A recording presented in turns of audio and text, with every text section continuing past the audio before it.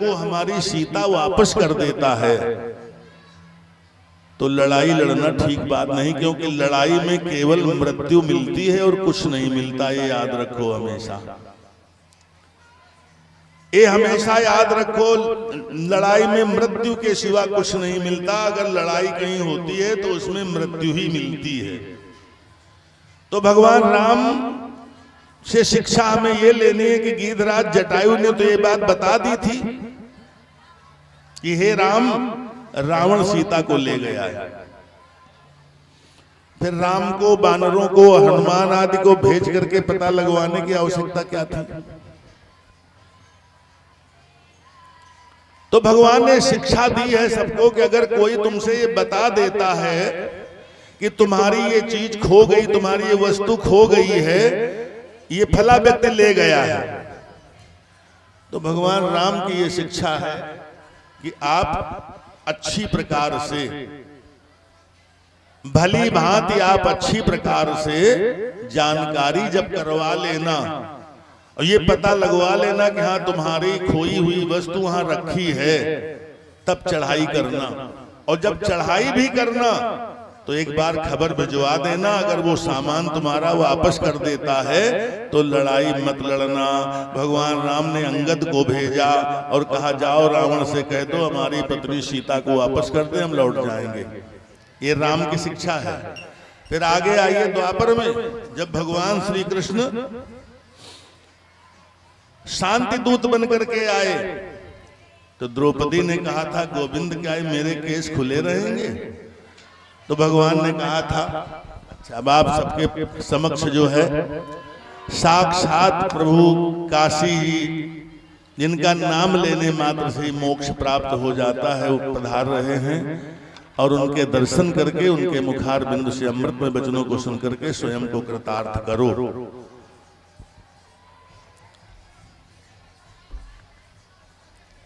ये बड़े पुण्य और बड़े सौभाग्य की बात है जो आज आप सबको ये दर्शन मिल रहा है। ये दर्शन दुर्लभ है, ये दर्शन सुलभ नहीं है। ये बहुत पुण्यवान है आप लोग जो आपको इन महापुरुष का दर्शन प्राप्त हुआ है। ये साक्षात भगवान शंकर का स्वरूप है। इनमें भगवान शंकर में कोई भेद नहीं है, यही है भगवान शंकर। आप अपनी दृष्टि से देखो।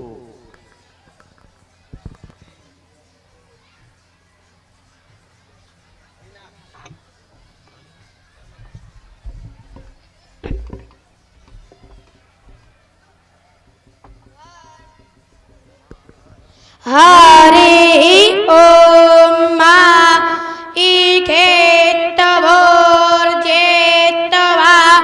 बायावस्था देवो वा सावेता परार्पायात श्रेष्ठतमाया कर्मण आप्या यद्वामकन्या इंदरा यावागं पराजावति रानमेवा आयक्षमामा वस्तेन ईशातमा घासगो सोधरवा असमे गोपतोसियातः बहवे जाजमानसिया पासो पाहे पासो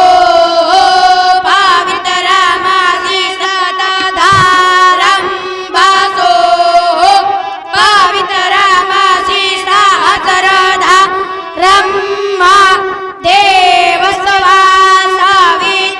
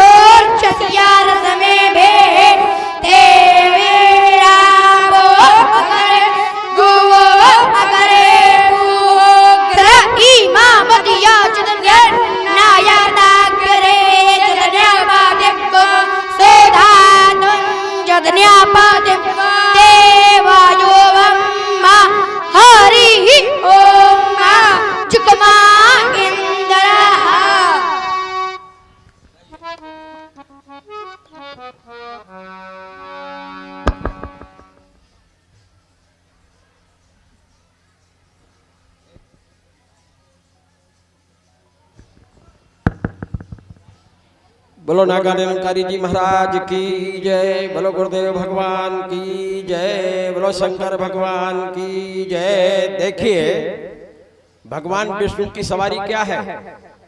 बोलो जी पंडित जी। विष्णु की सवारी गरुड़ है। जब भगवान चलते हैं तो गरुड़ जी का वेद मंत्रों के द्वारा, वेद माने परमात्मा साक्षात, वो तभी प्रसन्न होते हैं जब वेद मंत्र कानों में आए। ऐसे ही हमारे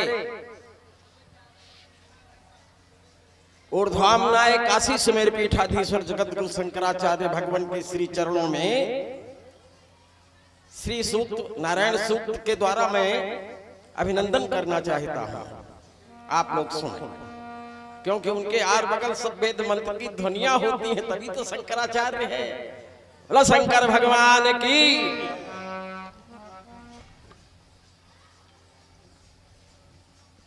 वाचा मगोचरमनेक गुणस्वरूपम वागीश विष्णु सुर सेवित पादपीठम वामेन विग्रह वरेण वाराणसी पुरपतिम भज विश्वनाथम। बोलो शंकर भगवान की। ओम सहस्रशीर्षम देवम विश्वाक्षम विश्वशंभुवम विश्वम नारायणं देवम अक्षरं परमं पदम विश्वतः परमा नित्यं विश्वं नारायणं हरिं विश्वं मे वेदं पुरुषस्तद विश्वम् उपजेवते पतिं विश्वस्यात्मे स्वैरगं शाश्वतगं शिवमच्युतं नारायणं महाज्ञेयं विश्वात्मानं परायणं नारायण परो ज्योतिरात्मन्नारायण परः नारायण परं ब्रह्म तत्त्वं नारायण परः नारायण परो ध्याता ध्यानं नारायण परः यच्च किंचित् जगत् सर्वं दृश्यते श्रूयते वा अन्तर्बहिश्च तत्सर्वं व्याप्य नारायण स्थितः। ओम यज्ञ निगमय जंत देवास्तानि धर्माणि प्रथमानि आसन्न तेहनाकं महिमानः सचन्ते यत् पूर्वे साध्या सन्ति देवाः। ओम राजाधिराजाय प्रसाह साहिने नमो वयं वैश्रमणाय कूर्महे समे कामान् कामाय मह्यं कामेश्वरो वैश्रमणो ददातु कुबेराय वैश्रमणाय महाराजाय नमः। प्रभुपाद श्री चरणों में सादर समर्पित। बोलो यज्ञ भगवान की जय।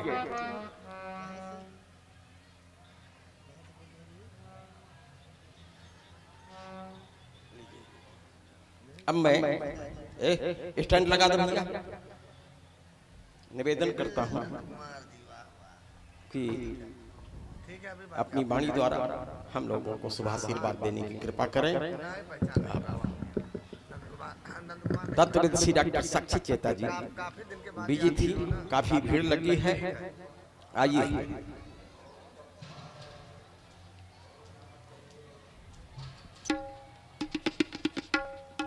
बोलो गुरुदेव भगवान की। धर्म की, जोर से बोलो भाई। धर्म की, अधर्म का, प्राणियों में विश्व का हर हर महादेव पशुपते नमः।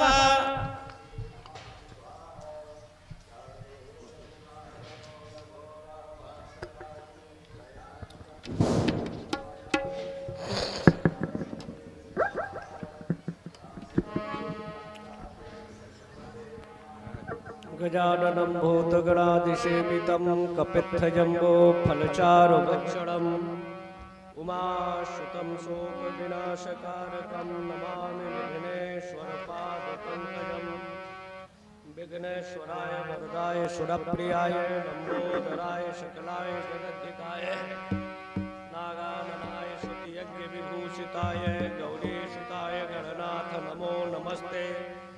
मध्ये शुतब्धिमणमण्डपरत्नवेद्यां सिंहासनोपरिगतां परपेतवस्त्रां पीताम्बरणमाल्यविभूषिताङ्गं देवीं नमामि धृतमुद्गरुपैर्जिह्वां जिह्वाग्रमादाय करेण देवीं वामेन शत्रुं परिपीडयन्तीं गदा विघातेन च दक्षिणेन पीताम्बराढ्यां द्विभुजां नमामि। उपस्थित मंच संचालक जी, अन्य वक्ता व्यास वृंद और डॉक्टर साक्षी चेता जी, उपस्थित मातृशक्ति भगवत कथानुरागी सज्जनों, ये दरबार निर्गुण निराकार सगुण साकार तीन तरह के शरीरों का आधार है। ये जो हमारा शरीर है स्थूल है, सूक्ष्म है और कारण है। जिन महापुरुष विभूति के स्मृति पर यहाँ हम एकत्र होते हैं, वो समय 88 वर्ष पूर्व यहाँ क्या स्थिति रही होगी। भयानक जंगल था, जहाँ रास्ते नहीं थे, पगडंडियां नहीं थी, तब भी लोगों की आस्था, श्रद्धा और भक्ति। उस समय के काल की परिकल्पना करें तो अंग्रेजों का साम्राज्य था, गुलामी का आधार था, और उन परिस्थितियों में संत अपने ज्ञान, अध्यात्म, साधना से, जैसे अग्नि के समीप हम जाते हैं तो शीत का निवारण होता है। अग्नि की दो प्रकृति है, प्रकाशत्व और दाहकत्व। तो संतों की प्रकृति जो है, संत बिटप सरिता गिरधरी परिहित हेत परोपकाराम सताम विभूत्या। संतों का जीवन सदैव परोपकार में तत्पर रहता था। प्राय महाराज गंगा के किनारे जेठ में तपती हुई, लू चलती हुई एक मिट्टी का ऐसे बनाकर अपने सर पर रखते हुए और उस बालू के कणों में लेटे रहते थे और अपने उस चेतना को, आध्यात्मिक वृत्ति को मूलाधार से जब जो सप्त चक्र कहे गए हैं, उन चक्रों में एक विशेष तरह की ऊर्जा है।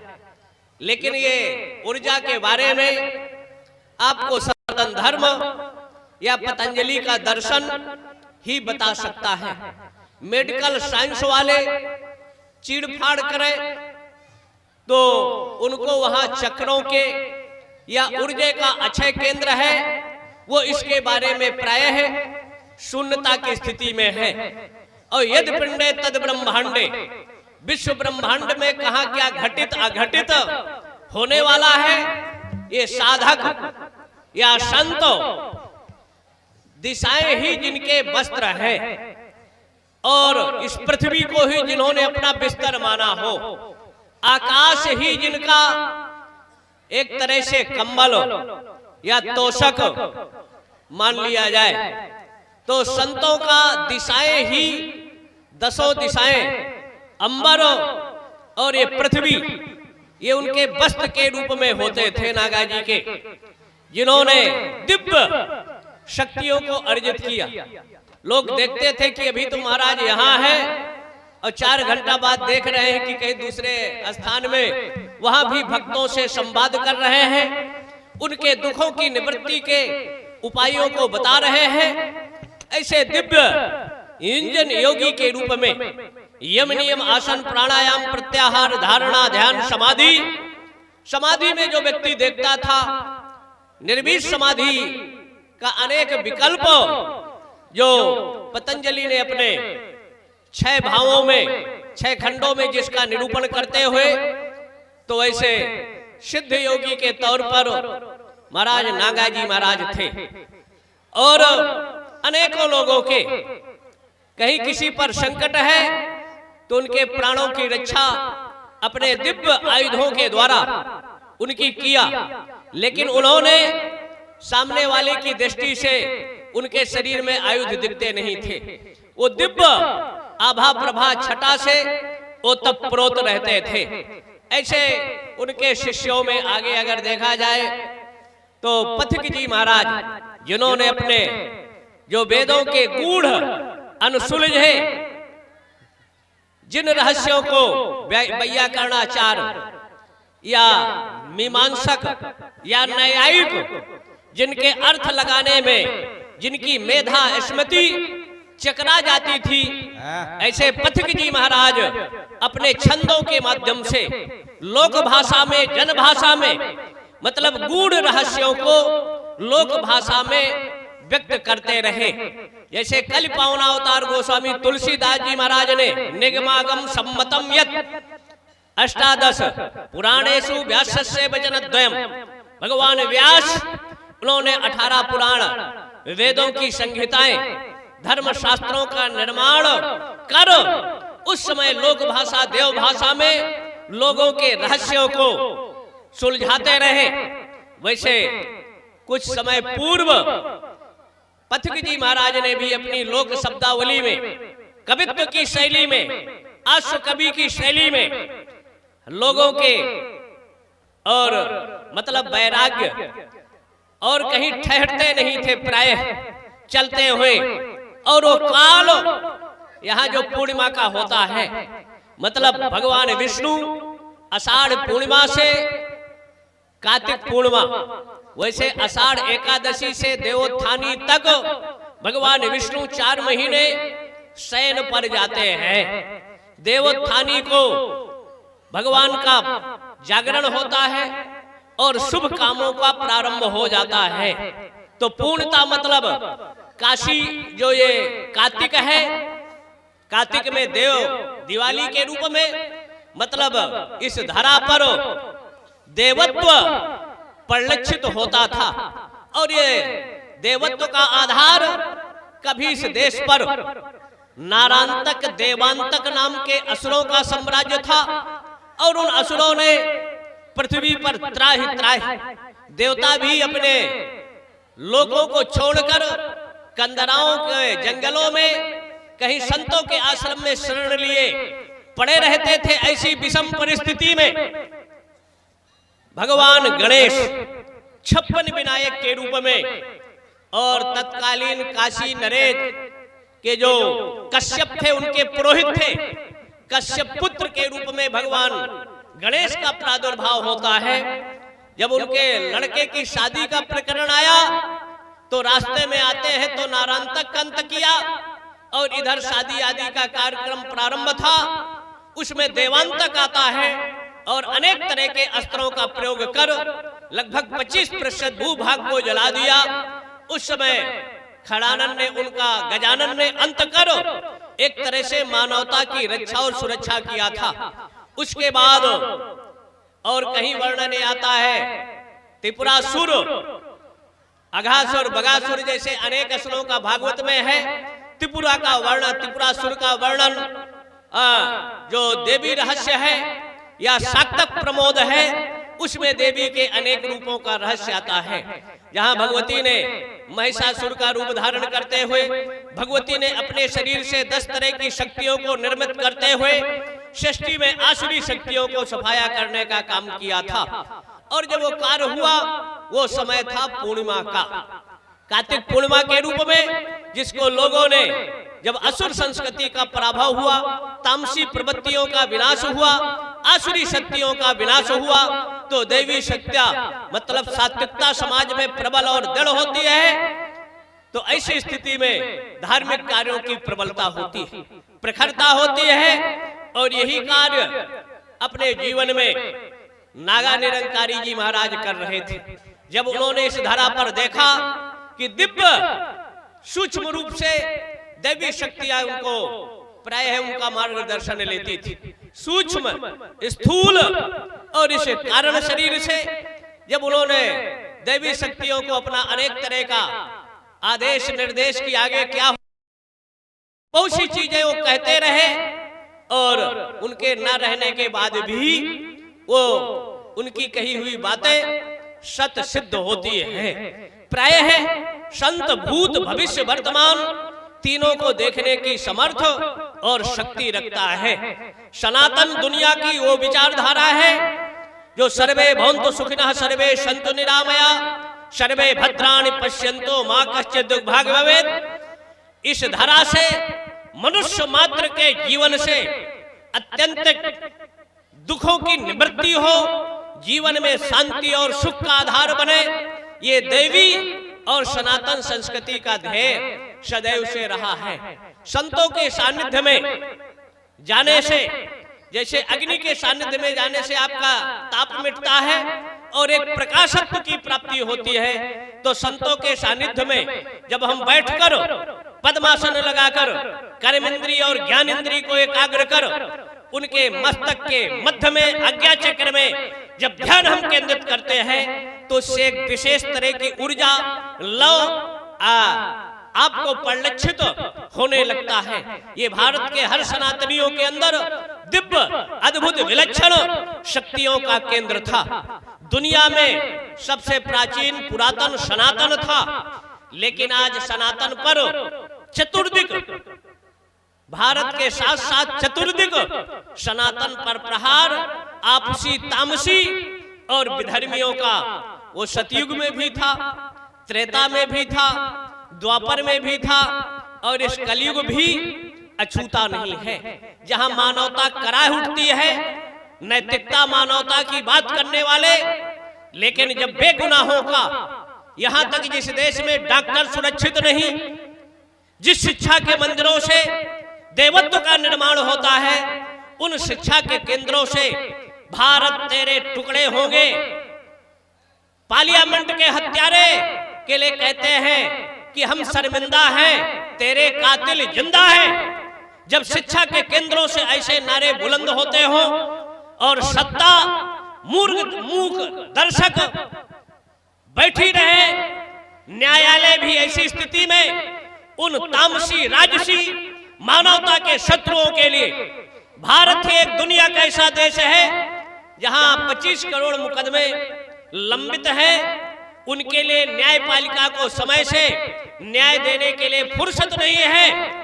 लेकिन जो भारत के बेगुनाहों का रक्तपात करने वाले कहीं आरती पर प्रहार करते हैं, कहीं मंदिरों पर प्रहार करते हैं, और भारत की सर्वोच्च पंचायत पार्लियामेंट पर जब अटैक करते हैं तो उनके केस को फांसी देने के बाद भी आज तक के इतिहास में, आजादी के 70 साल में, डिस्ट्रिक्ट कोर्ट से लेकर सुप्रीम कोर्ट तक एक आम आदमी के निर्णय देने के लिए कभी 12 बजे रात या 2 बजे रात को नहीं खुला। लेकिन खुला किसके लिए? जो तामसी राजसी आसुरी प्रवृत्तियों को प्रोत्साहन करते हुए भारत की सर्वोच्च पंचायत पर हमला करते हैं। तो आखिर उन जजों से, अमेरिका की आबादी 25 करोड़ है, और अगर हम 25 करोड़ मुकदमे को ले लें, एक आदमी परिवार में अगर 5 सदस्य भी ले ले तो जोड़ लीजिए कितने सदस्य हो गए, जहां न्याय की आशा में भारत के लोग बैठे हैं। और ऐसी परिस्थितियों में न्याय की हम आशा करते हैं, तो न्याय तो परमात्मा का चक्र है, और ऐसे उसमें है कि यहाँ की अदालतों में आप 302 करके जजों की आंखों में और वकीलों के बाग जाल में अपराधी को छुड़ा देंगे, निरापराध को सजा मिल जाएगी। लेकिन जो परमात्मा है, सहस्र रेखा पुरखा सहस्त्राक्षा सहस्रपात, जो हजारों आंखों से इस सृष्टि चक्र 14 भुवनों को देखता है, उसकी आंखों से कोई बच नहीं सकता। और जब उसका दंड चक्र चलता है तो उसकी लठ में आवाज नहीं होती, और ऐसा दंड मिलता है कि वो फिर पछताने के अलावा व्यक्ति को समय नहीं मिलता। इसलिए जहां तक हो सके संतों की संगति, आपने आध्यात्मिक दर्शन का चिंतन मनन मंथन करो। जैसे 2 शक्तियों ने मंथन किया, अभी 25 का कुंभ प्रयागराज का आने वाला है। देवता की शक्ति मतलब सात्विक और तामसी शक्तियों ने मिलकर 14 रत्नों का आधार, अमृत का आधार बनता है।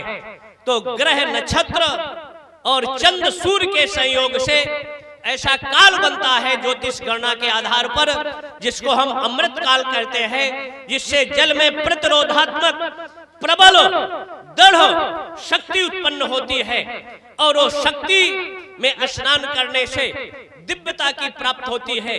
किंचित धीता गंगा जल लो कणिका पीता, जिसके कल पीने मात्र से व्यक्ति के जन्म जन्मांतर कल्प कल्पांतर युग युगांतरों का अज्ञान अविद्या का नाश होकर सहसा ज्ञान का प्रकाश होता है। भिद्यते हेत ग्रंथि छिद्यते सर्व संशया। आपके जन्म जन्मांतर कल्प कल्पांतर युग युगांतरों की जो अविद्या की ग्रंथि है, जिसका जब भेदन होता है, हजारों लाखों सालों का अगर किसी कोठरी में अंधकार है, एक छोटा सा दीपक जला दो तो दीपक के प्रकाश से अंधकार सदैव के लिए वहां से मिट जाता है। तो संतों की संगति में जिनकी उपासना आराधना निर्माण महोत्सव मनाने से एक दैवी शक्तियों की अनुभूति मनुष्य को होती है, दिव्य ऊर्जा की प्राप्ति होती है। और ऐसे दिव्य ऊर्जा के केंद्र नागाजी महाराज थे। आज भी वो है नहीं, 88 वर्ष व्यतीत हो गया, लेकिन अपनी कर्मेंद्री ज्ञानेंद्री और मन से अपनी श्रद्धा के साथ जो भी मनौती उनकी समाधि में मानो, 3 महीना 6 महीना या ज्यादा ज्यादा 1 वर्ष के अंदर प्रायः 80% लोगों की कामना पूरी हो जाती है। तो आज भी जिनका प्रभाव, जिसके उस समाधि से दिव्य अद्भुत ऊर्जा संचालित हो रही है, तो महापुरुषों के जीवन के स्मरण स्मृति से एक, लेकिन अब ये इंद्रियों का विषय नहीं है, अतीन्द्रिय विषय है। और कुछ चीजों की जीव को अनुभूति होती है, जैसे शब्द को हम देख नहीं सकते, शब्द को सूंघ नहीं सकते, या मुख से उसको हम व्यक्त कर सकते हैं। जैसे सुगंधी है, इत्र है या ये पुष्प में सुगंधी है, उसको हम देख नहीं सकते, सुन नहीं सकते, या मुख से खाकर बता नहीं सकते, लेकिन घ्राण इंद्रिय से उस सुगंधी की अनुभूति या दुर्गंधी की अनुभूति हर मनुष्य को होता है। सर्दी और गर्मी की अनुभूति ये त्वक इंद्रिय त्वचा से होती है। वैसे देवी शक्तियों की अनुभूति जब आप साधना करोगे, साधना मतलब अपनी इंद्रियों को साध लेना। एक जगह बैठे, मनयो मनुष्याणाम कारणम बंध मोक्षयो, बंधन और मुक्ति का कारण ये हमारा मन है। संसार में आसक्त मन अशांत होता है, और जब परमात्मा के ध्यान में उपासना में हमारा ये वृत्ति एकाकार होती है और अंतःकरण जगत में जब हम प्रवेश करते हैं, तो जो सप्त चक्र है, जो सप्तपुरियों के रूप में है, मूलाधार से सहस्रदल तक, तो जो चक्र कहा पतंजलि ने योग दर्शन कार या महर्षि भगवान व्यास पुराणों के माध्यम से, वहां से जैसे पावर हाउस से तार जुड़ा, और जितने पावर का आपके पास बल्ब या मरकरी है उतना प्रकाश मिलता है। तो मूलाधार के अंदर जब आप साधना करते हो तो 7 उसके बटन हैं आपके शरीर में, जिनको हम सप्त चक्र के रूप में या अष्टांग योग के माध्यम से कहां से कितनी ऊर्जा लेते हुए कहां उसका उपयोग करना है, ये साधक ही जान सकता है। और उनका उपयोग समय समय पर भारत के मनीषी, ये विरक्त परंपरा संतों की परंपराएं रही, जिसमें पाणिनि, पतंजलि, कात्यायन, व्यास, यहाँ तक नारायणम पद्म भौम वशिष्ठम शक्तिम च तत्पुत्र पराशरंचा व्यासम सुकम गौड़ पदम महांतम गोविंद योगिंद, ये अनादि परंपराएं हैं। और उन्होंने उस चीज का अनुभव किया और जगत के लिए दिया। पूरा विश्व अशांत है, दुखों से क्लांत है। दुखों का छुटकारा ना तो आपको क्लबों में मिलेगा, ना होटलों में मिलेगा, या आधुनिक संसाधन खाने के केंद्रों में। सुख का आधार आपका ये शरीर है, सुख और दुख का अनुभूति आपके मन का है। अगर संसार में हमारा मन आसक्त है तो हमको, या जिसमें हमने अपना मान लिया कि ये मेरा मेरा मेरा, और उससे अगर वही दूसरे के साथ, तो कहोगे संसार है। जहां मैंने अपना लगाया वही दुख है। और वही सृष्टि को अगर हम ईशावास्यमिदं सर्वं यद्किंचित् जगत्याम जगत, जगत में हम उसको परमात्मा की कृति मानकर उस सृष्टि के जीव मात्र में जब हम परम सत्ता को देखते हैं, तुलसी के शब्दों में सिया राम मैं सब जग जानी, जब उसमें हम परम सत्ता को देखते हैं तो हमारे अंदर से क्लेश दुखों की निवृत्ति हो जाती है। दुखों की निवृत्ति का आधार भारत का अध्यात्म है, भारतीय संस्कृति है, जो युगों युगों से थी और युगों तक रहेगी। विश्व में आज युद्ध का माहौल है, रक्तपात बेगुनाहों का हो रहा है, लेकिन विश्व की दृष्टि भारत की ओर है और भारत के राजनेताओं की दृष्टि भारत के प्राचीन पुरातन सनातन आध्यात्मिक सनातन ग्रंथों पर है, जो दुनिया को एक दिशा दशा शांति का मार्ग प्रशस्त कर सकती है। कभी महाभारत के युद्ध में व्यास ने कहा था, भगवान कृष्ण ने भी, कि अस्त्रों से कहीं शांति नहीं होगी। भगवान ने अपने जीवन में युद्ध के मैदान में निरस्तीकरण मतलब विश्व से अगर इन आयुधों को जो विश्व विनाशक बने हुए हैं अगर इनको मिटा दिया जाए तो ये धरा ही स्वर्ग है। जब धरा स्वर्ग होगी तो यहाँ के रहने वाले जो ईश्वरीय सृष्टि है जिसको मानो अपने जीवन में, लेकिन जब मानव की सृष्टि में हम विचरण करते हैं तो दुख का आधार होता है और मानवीय सृष्टि से जब हम ऊपर उठकर उसको दैवी सृष्टि में देखते हैं तो वहां शांति, एकता, सद्भाव और रक्तपात से रहित ये दुनिया का आधार बनता है। इसलिए वर्तमान परिस्थितियों में अपनी शक्ति पर, संस्कृति पर आपको गौर करना चाहिए। अघटित घटनाओं को इस विश्व पटल पर रंगमंच पर परिवर्तित करते हैं संत। और अगर कहीं वृष्टि नहीं हो रही, सूखा है, उन्होंने दृष्टि किया या वैदिक ऋचाओं का प्रयोग किया।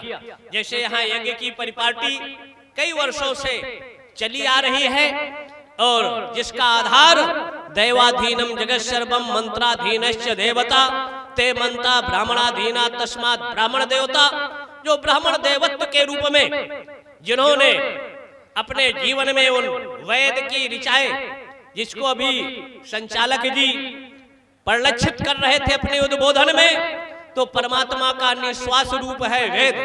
दुनिया का सबसे प्राचीन पुरातन वेद है और वो वेद का काट किसी के पास नहीं है।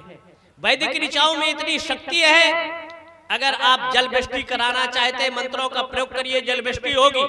अगर धन का अभाव है, उन मंत्रों का प्रयोग करिए। लगभग 2532 वर्ष पूर्व आचार्य शंकर ने गरीब भिक्षुणी के यहाँ करक धारा का स्मरण करते हुए सोने के औलों की वृष्टि कराया था। ये आपके अंदर, आपकी संस्कृति में हमारे पूर्वजों ने ऐसा ज्ञान रख रखा है। अगर ज्यादा धन का अभाव है, श्री चक्रम रखे, ललिता सहस्त्र नाम का प्रयोग करते हुए त्रिअक्षरी, षडाक्षरी, दशाक्षरी, पंचादशाक्षरी, षोडशी का प्रयोग करते हुए अगर प्रयोग कर दे तो आपके जीवन में धन का अभाव समाप्त होगा। शत्रु बढ़े हैं तो उसमें बगलंबा के प्रयोग है, प्रयोग करें, शत्रुओं का समग्र समूल विनाश होगा। और ऐसे जिसको महाभारत के काल में पांडवों ने नलखेड़ा है एमपी में, उसका प्रयोग किया गया। दतिया है एमपी में, पीताम्बरा पीठ के स्वामी जी ने भी समय समय पर प्रयोग किया था। परिणामतः अंग्रेजों की दास्ता से भारत को मुक्ति मिली। और आज की इन विषम परिस्थितियों में हमको उपासना की जरूरत है, आराधना की जरूरत है। लेकिन अभी 1-2 दिन पहले एक वीडियो आता है और एक फौलादी, शैतानी, आवारा, चुना हुआ प्रतिनिधि भाषा क्या बोलता है कि अभी 15 मिनट बाकी है। और ऐसे लोगों के लिए क्या होना चाहिए, जरा विचार करो, चिंतन करो। वैसे तो सनातन शांति का पक्ष धर रहा है, सदैव विश्व शांति का संदेश देता रहा, लेकिन अगर कोई चुनौती, चैलेंज देता है तो उसका भी हमारे यहाँ निदान है। वो 15 मिनट कहते हैं, हम तो कहते हैं 10 मिनट भी। अगर ये 100 करोड़ एक साथ खड़े हो जाए और एक साथ लक्षशंका भी कर दे तो 10-20 करोड़ उसमें डूबकर बह जाएंगे, मर जाएंगे, इनका वजूद खत्म हो जाएगा। शांति का मतलब कायरता या नपुंसकता नहीं है। हमारा इतिहास भगवान कृष्ण के काल का भी था। और उस कृष्ण के काल का अगर हम देखें तो 7 वर्ष की अवस्था में 1000 फणधारी कालिया नाग जो जल को प्रदूषित कर रहा था, वहां जल में विष घोल रहा था। तो हमारा परमात्मा कितना, कोई आयुध लेकर नहीं, कोई अस्त्र शस्त्र लेकर, चक्र लेकर नहीं, मतलब बिना हथियारों के। और 6-7 साल का बालक या 9 साल का उस कालिया नाग के सर पर चढ़ जाता है और 1 ताल 3 ताल, जैसे तबला वाले 1 ताल 3 ताल या सारे गामा पधनी सा नि धपा मगरेसा स्वर ताल देते हुए जब भगवान कृष्ण ने कालिया नाग के सर पर तांडव नर्तन किया तो रक्त बमन करने के लिए वो विवश हुआ था। तो ये वो सनातन धर्मावलंबी है जो 2 अरब भुजाएं रखते हैं, जिनके पास इतनी बड़ी विशाल शक्ति होते हुए ये नपुंसक या हिजड़े नहीं हैं। जरूरत पड़ने पर पड़ोसी गरजते हैं कि हम ये कर देंगे, ये कर देंगे, लेकिन हमारे 10 सैनिक और 10,000 सैनिकों ने टैंक लेकर 85,000 विधर्मियों को भारतीय सेना के पैरों पर मस्तक रगड़ने के लिए विवश किया था। इसलिए पड़ोसियों को इतिहास नहीं भूलना चाहिए और हमको भी इतिहास नहीं भूलना चाहिए। पथिक जी महाराज जब चलते थे तो एक छड़ी रखते थे, भगवान व्यास भी एक बेत रखते थे, राम के हाथ में धनुष बाण, और जन जन को आह्लादित करने के लिए भगवान कृष्ण बंसुरी का भी नाद करते थे। 100 गलतियां माफ करते थे, लेकिन अगर 101 होता है तो सर अलग हो जाता था। ऐसी स्थिति में दुनिया को हम सहन करने वाले हैं, लेकिन जब सीमा का अतिक्रमण होगा तो जैसे गंगा में प्रलय की स्थिति उत्पन्न होती है, प्रलय में समुद्र भी अपनी सीमाओं का उल्लंघन करते हुए 5-5, 10-10 किलोमीटरों की लहरों से इस भूमंडल को आच्छादित कर देता है। और उस समुद्र को भी पीने वाला कौन है? भारत का ऋषि अगस्त्य 3 अंजलि में उस समुद्र को सोख लेने वाला है। तो आपकी सनातन परंपरा में हमारे ऐसे ऐसे ऋषि महर्षि परमर्षि रहे, इसलिए आपको भी अपने देवताओं से आज्ञा लेकर या उसके साहित्य का स्मरण करते हुए शांति के लिए माला जपना है। और जब माला से काम नहीं चलता तो कृष्ण चक्र का अनुसंधान करते हैं, शशांक शेखर पिलंकर भगवान सूत्र शूल उठाते हैं, राम प्रार्थना करते हैं समुद्र से, विनय न मानति जलध जल गए 3 दिन बीत। 3 दिनों तक प्रार्थना किया सात्विक राजस और तामस वृत्तियों से कि हमको मार्ग दे दो, हम अपने कार्य को सिद्ध कर ले। लेकिन जब अहंकार में रास्ता नहीं देता तो भय बिन होए न प्रीत। प्रार्थना करने से अगर राम को रास्ता मिल जाता तो बाण का अनुसंधान नहीं करना पड़ता। अगर भारत की सेनाएं शांति की बात करती रहती, लेकिन हमारा इतिहास विद इतना फ्रॉड और झूठा इतिहास बताते हैं, दे दी आजादी बिना खड़ग बिना ढाल। अगर खड़ग और ढाल के बिना आजादी मिली तो यहाँ जैसे पुलिस की ड्यूटी है, जल सेना, थल सेना, वायु सेना, इन सब के हाथों में चरखा पकड़ा दिया जाए, भारत की सीमाओं की रक्षा हो जाएगी। इतना फ्रॉड झूठा जो व्यक्ति कहता रहा कि अंग्रेजों के सेना में भारतीय जनता को, फौज को में भर्ती हो और उन्हीं से हमको लड़ना है। सुभाष चंद्र बोस जब इस धरा पर क्रांति का आधार लिया तो उनके विरुद्ध धरना और प्रदर्शन में बैठ गया कि सुभाष चंद्र का नेतृत्व हमको स्वीकार नहीं है, जिसका परिणाम आज भारत भोग रहा है। कोई ऐसा दिन नहीं जा रहा कि ललाटे काश्मीरम, भारत का मस्तक ललाट काश्मीर था, जहां महाकवि कालिदास, अभिनव गुप्त जैसे स्थितियों में तंत्रालोक के माध्यम से अपनी उपासना को बढ़ाया, आराधना को बढ़ाया। लेकिन लगभग 6 महीना से आए दिन सेना पर आक्रमण, वहां के विनीत जनता पर आक्रमण, आए दिन आतंक को प्रोत्साहन दे रहा है। कश्मीर का समस्या का एक ही समाधान है, जल सेना, थल सेना, वायु सेना के रिटायर्ड सैनिकों को वहां बसा दिया जाए, उनको हथियार दे दिया जाए, और जो भारत के संविधान, एकता और रक्तपात करने हैं, ऐसे लोगों को क्रिया की प्रतिक्रिया तत्काल हो, चिरस्थायी शांति हो जाएगी। क्योंकि कुछ पैपानम भुजंगाराम केवलम विषवर्धनम, सांप को कितनो दूध पिलाओ, रबड़ी मलाई खिलाओ, लेकिन वो करेगा क्या?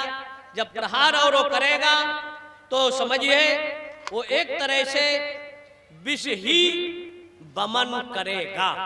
इसलिए विषम ही विष औषधम, विष की औषधि विष है। अगर किसी को कांटा लग जाए तो कांटे से ही कांटा निकलता है।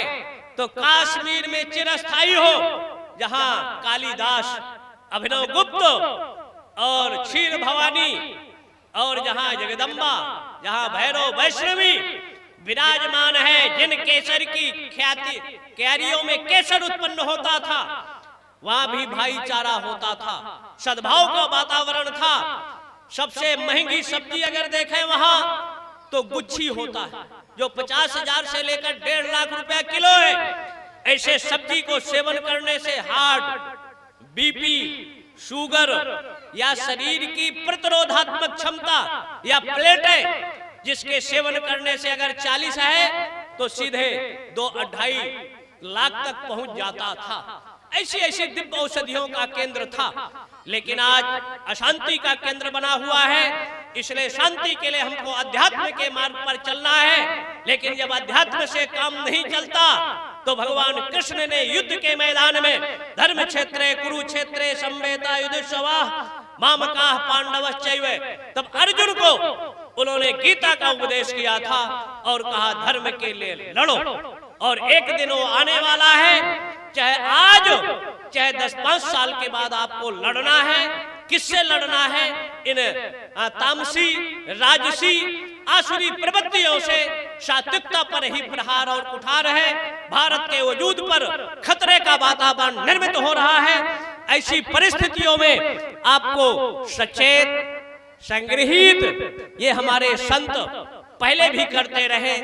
सिकंदर के काल में भी दंडायन जैसे ऋषि, चाणक्य जैसे, वशिष्ठ जैसे, विश्वामित्र जैसे, कभी पथिक जी महाराज, कभी नागा निरंकारी, और आज भी जो इस धरा के संत है, जागरण करना उनका काम है। उठो धरा कर अमर सपूतो, उठिए और अपनी अंदर की दिव्य अद्भुत विलक्षण शक्तियों को अगर पहचान लोगे तो निश्चित है धरा में शांति होगी, आप सुरक्षित रहेंगे, आपका घर परिवार सुरक्षित रहेगा, ये जगत सुरक्षित रहेगा। हाँ, रोम मिट गया, रोम तो आज भी है, लेकिन वहां की संस्कृति मिट गई। बिबिलिन, मिस्र वगैरह में बड़े बड़े साम्राज्य थे। मिस्र, जावा, सुमात्रा और लंका में भी साम्राज्य था। इसलिए दुनिया में आपका साम्राज्य था, प्रभाव था, वर्चस्व था। लेकिन कालक्रम के प्रभाव से जो विश्व की सबसे प्राचीन, पुरातन, सनातन संस्कृति के रूप में है, लेकिन आज अपने वजूद और अस्तित्व संकट पर बादल मंडरा रहे हैं। हम कहते हैं हम मिटने वाले नहीं, लेकिन हम सिकुड़े हैं। अफगान में कभी लेकिन मूर्तियों को लगाया गया, बम से उड़ाया गया। भारत में भी लगभग 28,992 धर्म स्थलों को उड़ाया गया, ध्वस्त किया गया। और आज फिर उसी की ओर ये विधर्मी विजाति बढ़ रहे हैं। आपके धर्म पर, आपके अध्यात्म पर, आपकी आस्था के केंद्रों पर जब प्रहार होता है, कुठाराघात होता है, तो ऐसी स्थिति में हमारा काम है जागरण करना, जिसमें देवताओं का अगर पराभव होता है तो माताओं की अहम भूमिका होती है। वो रानी लक्ष्मीबाई के रूप में, दुर्गा के रूप में, काली के रूप में, चंडी के रूप में समाज का नेतृत्व करती है, समाज की रक्षा और सुरक्षा करती है। इसलिए आपको अपने नैतिक दायित्वों का निर्वाह करते हुए आने वाली पीढ़ी को अच्छे संस्कार देने की जरूरत है। संस्कार ही आपकी संस्कृति है। भारतस्य प्रतिष्ठित द्वयी संस्कृतम संस्कृति तथा। आपकी संस्कृति और संस्कार अगर अक्षुण्ण है तो आप सुरक्षित हैं। और जिस देश की संस्कृति पर ही खतरा हो तो देश इतिहास बन जाता है। नालंदा जलाया गया, तक्षशिला जलाया गया, जो विश्व की अद्भुत विलक्षण इतने ग्रंथ की लाइब्रेरी थी, जहां 1131 शाखात्मक वेदों की ऋचाओं का पठन पाठन होता था, जहां 84 पुराणों पर शोध होता था, खलंगो धेयो वेदो गेयाश्चा, 14 विद्याओं का पठन पाठन।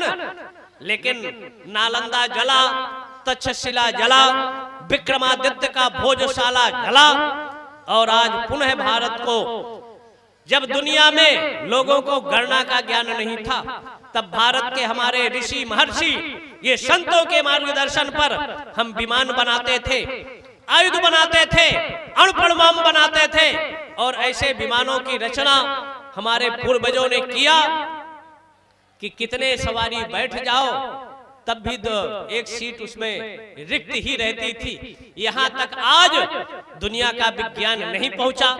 हमारा विश्वविद्यालयों को जलाया गया, हमारे ग्रंथों को चुराया गया। तो विश्व के जितने आविष्कार हैं 400 या 600 वर्ष से ज्यादा पुराने नहीं है। ये हमारे चुराया या जलाकर और उसको अपने नाम से आविष्कार किया। इनको गणना का बोध नहीं था। मतलब तो गणना का ज्ञान भारत के ज्योतिषी, जिसको नेत्र कहा गया है, वो सबसे ज्यादा, मतलब नील, 10 नील, पदम, 10 पदम जैसे स्थिति तक काल गणना में हमारे ऋषि इतने पहुंचे हुए थे। और आज जैसे हनुमान जी, तुलसीदास 500 साल पहले युग सहस्त्र योजन पर भानु, मतलब इतनी दूरी पर सूर्य है। लेकिन आज 20वीं सदी में आज का वैज्ञानिक कह रहे नहीं इतनी दूरी पर, तो उस समय कोई यंत्र नहीं थे। लेकिन साधना की स्थिति में जो लिखा वो आज की परिस्थितियों में परिलक्षित हो रहा। कितनी दूरी पर सूर्य है, इतनी दूरी पर चांद है। हमारे 500 वैज्ञानिक हर साल प्राय मार दिए जाते हैं विदेशी दबाव पर या विदेशी मनी के चक्कर में। आज जो हम 2000 के बाद चांद पर पहुंचे हैं, हम कहीं 55-60 पर चांद पर भारत का वहां फहराया जा सकता था। इसलिए प्रतिभाओं की कमी नहीं है, लेकिन 60% भारत की प्रतिभाओं का विदेशों में पलायन हो जाता है और यहाँ की प्रतिभाएं का उचित सम्मान नहीं मिलता। और परिणाम क्या होता है? जो परिस्थितियां इस देश की संवैधानिक है, बनिया के यहाँ पैदा हो गया, ठाकुर साहब के यहाँ पैदा हो गया, या पंडित जी के यहाँ पैदा हो गया, तो अरबपति खरबपति वो पैदा होगा। और अगर ओबीसी एससी में पैदा हो गया तो कटोरा लिए होगा, चाहे भले 600 करोड़ की कोठी में रहता हो। तो जिस देश का संवैधानिक इतना गड़बड़ हो, हम सबकी एकता की बात करते हैं, लेकिन उसका आधार जाति है। नेता कहते हैं जाति समाज को तोड़ता है, लेकिन आजादी के 70 वर्षों में कोई ऐसा नेता नहीं हुआ जो कहे कि गरीबी का आधार जाति नहीं, उसका आधार आर्थिक होना चाहिए। आर्थिक दृष्टि से जो गरीब है, विपन्न है, उनको व्यवस्थाएं और सुविधाएं अगर मिलेंगी तो संपन्न भारत, शिक्षित भारत और विपन्नताओं से रहित भारत होगा। यज्ञ यहाँ चल रहा है। यज्ञ में 3 चीज है। यज्ञ देव पूजा संगति करण दानेशु। यज्ञ में 3 चीजें प्रधानतया है। यज्ञ मंडप में स्वाहा, प्रवचन सत्र में वाहा, और जहां भंडारा स्वाहा वाहा आहा। मतलब यज्ञ देव पूजा संगति करण दानेशु। यज्ञ मंडप में देवताओं के निमित्त जो हम आहुतियां देते हैं, स्वाहा अग्नि ईड़े पुरोहितम यज्ञस्य देव ऋतुजम अग्नि कस्मात होतारम विश्ववेदसम। अग्नि में जब दिव्य मंत्रों से हम आहुतियां देते हैं तो दिव्य शक्तियां निर्मित होती हैं जो मनुष्य को प्राप्त होती है और उनकी इच्छाओं की पूर्ति होती है। इसलिए यज्ञ की पूर्णाहुति का काल कल है, उसमें भी आपको भागीदार होना चाहिए। यज्ञ की 1, 3, 5, 7, 9, 11, 21, 108 परिक्रमा करना चाहिए। तो 1 से 8 जन्मों का आपका बंधन से मुक्ति मिलता है, छुटकारा मिलता है और दिव्य शरीर की प्राप्ति होती है। स्थूल शरीर की मलिनता दूर होगी और दिव्य मंत्रों का जहाँ प्रयोग होता है 5 किलोमीटर क्षेत्र का वातावरण शुद्ध और पवित्र हो जाता है। और अगर उसके प्रयोग होते हैं तो 500 किलोमीटर का क्षेत्र का वातावरण दिव्य और निर्मल हो जाता है। तो पर्यावरण के प्रदूषण को भी दूर करने का वैदिक ऋचाओं का प्रयोग हमारे ऋषि महर्षि करते रहे। नागाजी महाराज जब यहाँ 88 वर्ष पूर्व जीवित थे, वो उन्होंने एक प्रयोग यहाँ कराया। उस समय प्लेग की महामारी फैली थी, गांव का गांव लोग मर रहे थे। उन्होंने 21 से मंत्रों का प्रयोग कराया और वो विभूति उन्होंने कहा इन गांव की सीमाओं पर छिड़क दो। उन गांवों में प्लेग का प्रभाव नहीं हुआ था। इसलिए मंत्रों की अद्भुत विलक्षण शक्तियां नागाजी महाराज को भी अनुभव था। आज उनके इस निर्माण के परम अवसर पर सबको शक्ति दे, समर्थ दे, सबके जीवन के निराशा अशांति का वातावरण दूर हो। सर्वे भवन्तु सुखिनः, सर्वे सन्तु निरामया, सर्वे भद्राणि पश्यन्तु, मां कश्चित् दुर्भाग् भवेत्। ओम शांति, ओम शांति। 2 मिनट भगवान का नाम। हर हर शंकर, जय जय शंकर। हम बोलेंगे हर हर, आप बोलोगे जय जय। हर हर शंकर, हर हर शंकर। धर्म की अधर्म का प्राणियों में गौ माता की, भारत माता की, यज्ञ भगवान की, जनता जनार्दन की। हर हर महादेव। नागाजी महाराज की, पथिक जी महाराज की, संत समाज की, भक्त समाज की। हर हर महादेव। अलम महीपाल तवस्त्रवेण। वाह, कितना आनंद आया। मां कृपा हम लोगों की बदल जाती है तकदीरें, निगाहें मर्द मोमिन से। महापुरुष अगर देख ले ठीक से तो तकदीर बदल जाती है। बोलो गुरुदेव भगवान की, बोलो शंकराचार्य भगवान की, बोलो नागा निरंकारी जी महाराज की, सभी संतों की। हर हर महादेव। प्रातः स्मरणीय तत्वविद डॉक्टर साक्षी चेता के